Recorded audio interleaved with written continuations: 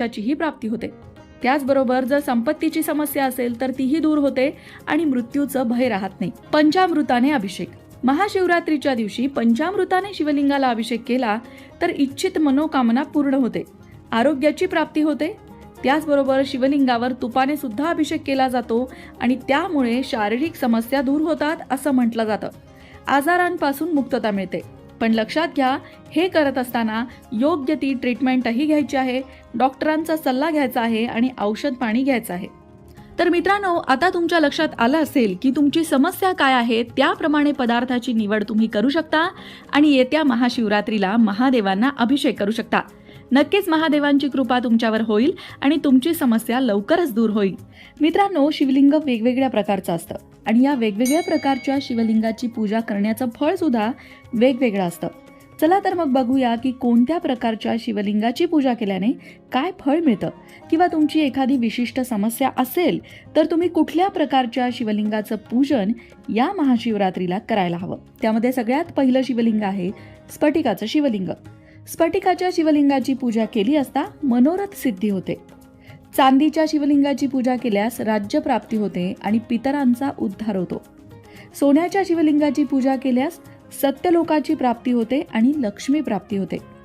हस्तिदंताच्या शिवलिंगाची पूजा केल्यास सेनापतित्व प्राप्त होतं. तांब्याच्या शिवलिंगाची पूजा केल्यास पुष्टी आणि दीर्घायुष्याची प्राप्ती होते. पितळेच्या शिवलिंगाची पूजा केल्यास समाधान प्राप्त होतं. काशाच्या शिवलिंगाचे पूजन केल्यास कीर्ती मिळते.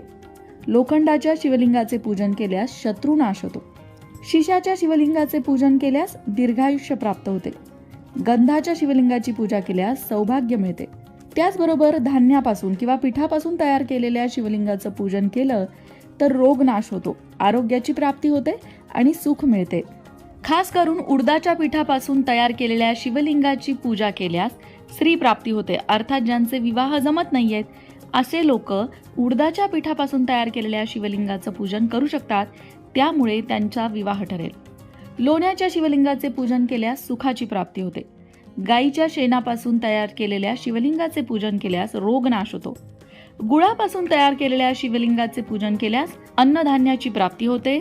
आयुष्यामध्ये अन्नधान्याची कमतरता कधीच भासत नाही. तर मित्रांनो, या प्रकारे तुमची जी समस्या असेल त्यानुसार तुम्ही शिवलिंगाची निवड करू शकता आणि येत्या महाशिवरात्रीला पूजन करू शकता. पण त्याचबरोबर महाशिवरात्रीची पूजा करताना काही गोष्टींची काळजी मात्र घ्या. ती म्हणजे महाशिवरात्रीच्या पूजेमध्ये महादेवांना तुळस चुकूनही वाहू नका. खरं तर ती एरवी सुद्धा वाहू नये. फक्त शाळीग्रामावर वाहिलेली तुळसच शिवाला चालते. तसंच शिवतीर्थ पिऊ सुद्धा नाही.